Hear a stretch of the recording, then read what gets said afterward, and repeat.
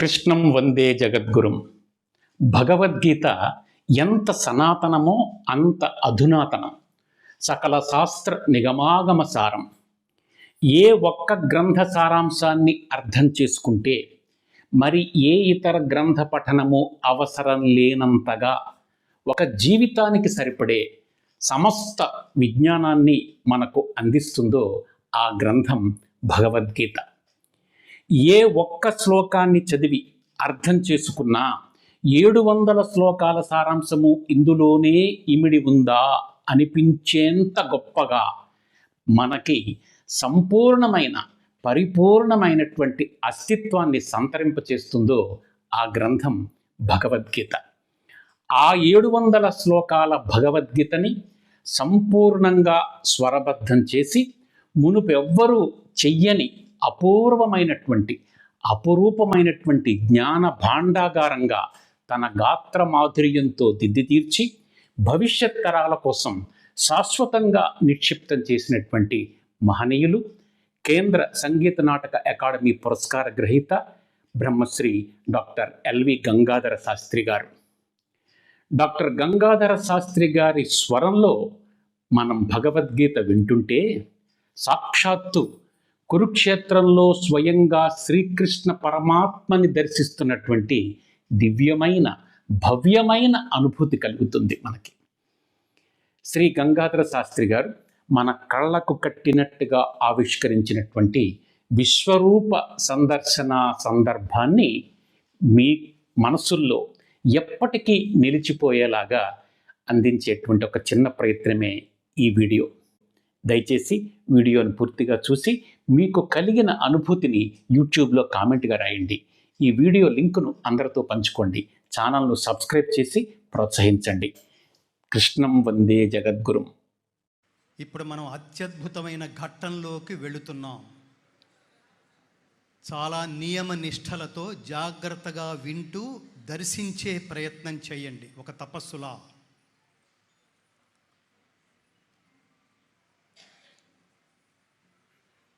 నాకు అర్హత ఉందా అని అడిగాడు. విశ్వతోముఖుడైన కర్మఫల ప్రదాత నీ ముందు కనపడాలంటే నీ చర్మచక్షువులు చాలవు అర్జున.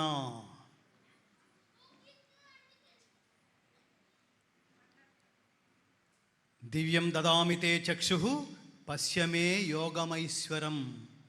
నా యోగశక్తిని నువ్వు దర్శించాలంటే నీ చర్మచక్షువులు చాలవు. అందుకనే దివ్యం దదామితే చక్షు, నీకు దివ్య చక్షువుల్ని ప్రసాదిస్తున్నాను.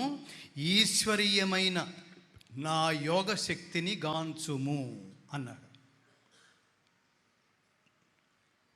అర్జునుడు ప్రిపేర్ అయ్యాడు. ఇప్పుడు నేనేదో ఒక అద్భుతం చూడబోతున్నాను అని. కృష్ణుడు పెరుగుతున్నాడు మ్యాక్రోలాగా. అర్జునుడు అక్కడే ఉన్నాడు మైక్రోలాగా. ఇంతింతై వటుడింతయ్యై మరియుదానింతై నభో వీధిపైనంతై తోయద మండలాభ్రమున కల్లంతై ప్రభారాశిపైనంతై చంద్రునికంతయ్యై ధ్రువునిపైనంతై మహర్వాటిపైనంతై సత్యపదోన్నతుండగుచు బ్రహ్మాండాంత సంవర్ధియై అని పోతన భాగవతంలో వామనవతార ఘట్టంలో వర్ణిస్తాడు. అసలు ఊహించగలమా మనం? ఇప్పుడు ఈ పరమాత్మ ఆది మధ్యాంతరహితుడైన పరమాత్మ ఆ తల ఎక్కడుందో తెలియదు, ఈ పాదాలు ఎక్కడున్నాయో తెలియదు. అంతటి భీతావహ ఒక అత్యద్భుతమైన ఆశ్చర్యకరమైన దృశ్యాన్ని జీవితంలో మొదటిసారి చూడబోతున్నాడు, చూస్తున్నాడు. కృష్ణుడి విశ్వరూపాన్ని ప్రదర్శిస్తున్నాడు పరమాత్మ.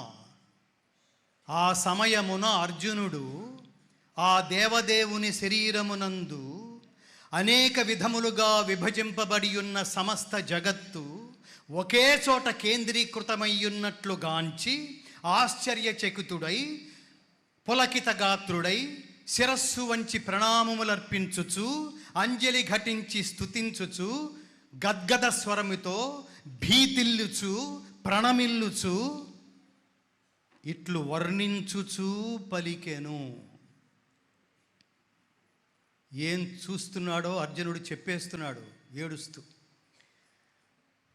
పశ్యామి దేవాంస్తవ దేవదేహే సర్వాంస్తథా భూత విశేష సంఘాన్ బ్రహ్మాణమీశం కమలాసనస్థం ఋషీంశ్చ సర్వానురగాంశ్చ దివ్యాన్ అనేక బాహూదర వక్త్రనేత్రం పశ్యామి త్వాం సర్వతోనంతరూపం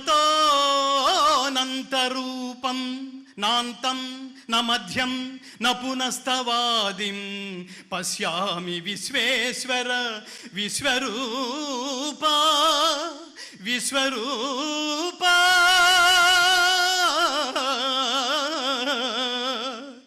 దంష్ట్రాకరాళాని చ తే ముఖాని దృష్ట్వైవ కాళానలసన్నిభాని దిశో న జానే న లభే చ శర్మ ప్రసీద దేవేశ జగన్నివాస ప్రసీద దేవేశ జగన్నివాస.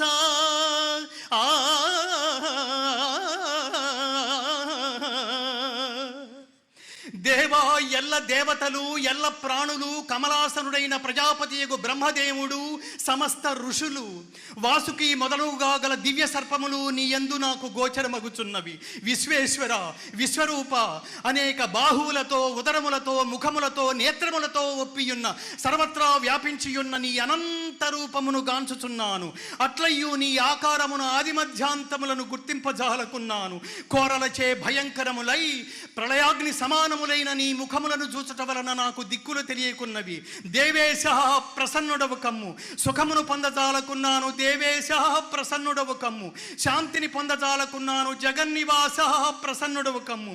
హే విష్ణు కిరీట చక్ర గదాధరుడవై సర్వత్రా ప్రకాశమానుడవై ప్రభాపుంజ స్వరూపుడవై దర్శింపనశక్యుడవై ప్రదీప్తాగ్ని సూర్యప్రభాకలితుడవై అప్రమేయ దివ్య స్వరూపుడవైన నిన్ను ఎల్లెడలా గాల్చుచున్నాను. మహాత్మా ఓ పరమాత్మ నీవు ఆదిదేవుడవు పురాణ పురుషుడవు ఈ జగత్తునకు పరమాశ్రయుడవు సర్వజ్ఞుడవు సర్వవేద్యుడవు పరమధాముడవు విశ్వవ్యాపివి. ఓ పరమాత్మ వాయువు యముడు అగ్ని వరుణుడు చంద్రుడు ప్రజాపతి ప్రపితామహుడను నీవే నీవే. నీకు సహస్ర వందనములు మరల మరల వందనములు. వందనములు మహాత్మా వందనములు పరమాత్మ వందనములు మహాత్మ.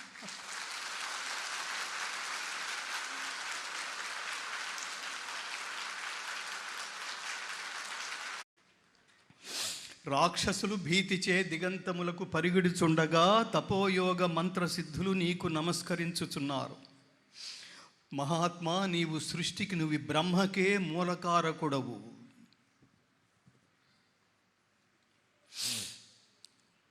మరి సిద్ధులు నీకు నమస్కరించక ఎట్లుందురు?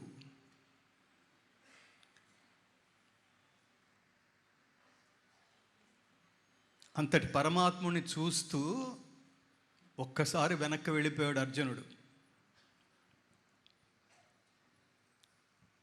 కేవలం మానవుడు అనుకుని మానవుడి పక్కన సంచరిస్తున్నట్టుగా కృష్ణుడి పక్కన తిరుగుతున్నానా? సఖేతి మత్వా ప్రసభం యదుక్తం హే కృష్ణ హే యాదవ హే సఖేతి అజానతా మహిమానం తవేదం మయా ప్రమాదాత్ ప్రణయేన వాపి. అచ్యుత నీ మహిమను గుర్తింపజాలక నిన్ను నా సఖునిగా ఎంచి చనువు చేత ఓ కృష్ణ ఓ యాదవా ఓ మిత్రమా అని పొరబాటున అలక్ష్యముగా సంబోధించియుంటిని. విహారశయ్యాసన భోజన సమయములలో గాని ఏకాంతమున గాని అన్యుల సమక్షమున గాని పరిహాసము కొరకు నిన్ను కించపరిచి ఉన్నచో అపరాధములన్నింటినీ నీవు క్షమింపుము. మిత్రుని అపరాధములను మిత్రుని వలెను ప్రేయసి అపరాధములను ప్రియుని వలెను పుత్రుని అపరాధములను తండ్రి వలెను నా అపరాధములన్నింటినీ నీవు క్షమింపుము.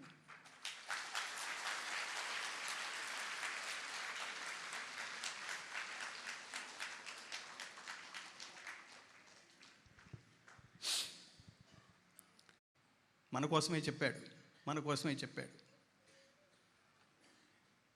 అర్జునుడనే విద్యార్థిని అడ్డం పెట్టుకుని అర్జునుడిని నిమిత్తంగా చేసుకుని ప్రపంచ మానవాళికి దేశ కాల జాత్యాదులకి అతీతంగా ఎక్స్పైరీ డేట్ లేని విద్యను బోధించాడు భగవద్గీత. దాని విలువ తెలుసుకోండి. ఈ విశ్వరూప సందర్శన అనంతరం మీకు కలిగినటువంటి దివ్యమైన అనుభూతిని యూట్యూబ్లో కామెంట్గా రాయండి. దయచేసి ఈ వీడియో లింకును అందరితో పంచుకోండి. ఛానల్ను సబ్స్క్రైబ్ చేసి గంట మీద నొక్కండి. ఎప్పటికప్పుడు తాజా సమాచారాన్ని పొందండి. మరొక ఆసక్తికరమైన అంశంతో మళ్ళీ కలుద్దాం. కృష్ణం వందే జగద్గురుం.